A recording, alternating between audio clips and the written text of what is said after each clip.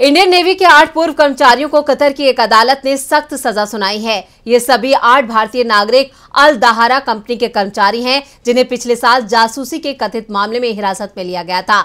दूसरी तरफ इस मुद्दे पर राजनीति भी गरमाने लगी है। विपक्ष ने सरकार को घेरना शुरू कर दिया है। तो क्या कहा है विपक्ष ने, देखते हैं ये रिपोर्ट। कतर में कैद भारतीय नौसेना के 8 पूर्व कर्मियों को कतर की अदालत ने मौत की सजा सुनाई, जिसके बाद भारत ने कहा कि वो खाड़ी देश के इस फैसले से बेहद हैरान है और वो इस मामले में सभी कानूनी विकल्पों पर विचार कर रहा है। लेकिन सबसे ज्यादा हैरानी वाली बात ये है कि कतर के साथ भारत के रिश्ते अच्छे माने जाते हैं, तो ऐसे में कतर का ये फैसला कई सवाल खड़े कर रहे हैं।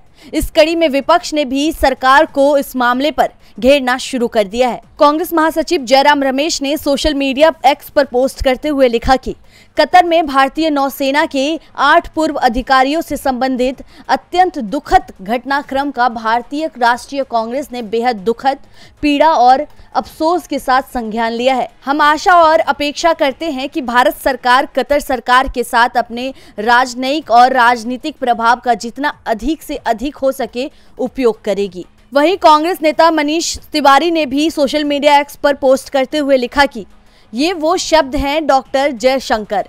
7 दिसंबर 2022 को लोकसभा में दोहा कतर में हमारे 8 सेवानिवृत्त नौसेना कर्मियों की अवैध कैद का मुद्दा उठाने के जवाब में मुझे लिखा गया, गंभीर होते तो हालात कभी इस हद तक नहीं पहुंचते कि 8 सैनिकों को एक कथित अपराध के लिए मौत की सजा दी जाती, जिसका विवरण अभी भी अज्ञात है। एनडीए भाजपा सरकार अपने सभी सशक्त राष्ट्रवाद के बावजूद हमारे पूर्व सैनिकों की गरिमा, सम्मान और जीवन की रक्षा करने में पूरी तरह से विफल रही है। इसी के साथ retired IAS officer Surya Pratap Singh ने भी बीजेपी सरकार को घेरा है। उन्होंने पोस्ट करते हुए लिखा कि अगस्त 2022 से जेल में बंद भारत के 8 पूर्व नेवी अफसरों को कतर में मौत की सजा सुना दी। आरोप ये है कि इजराइल के लिए जासूसी कर रहे थे, लेकिन सवाल ये है कि किसके कहने पर। गजा में व्यापक नरसंहार करने वाले इजराइल के लिए जासूसी करने गए थे।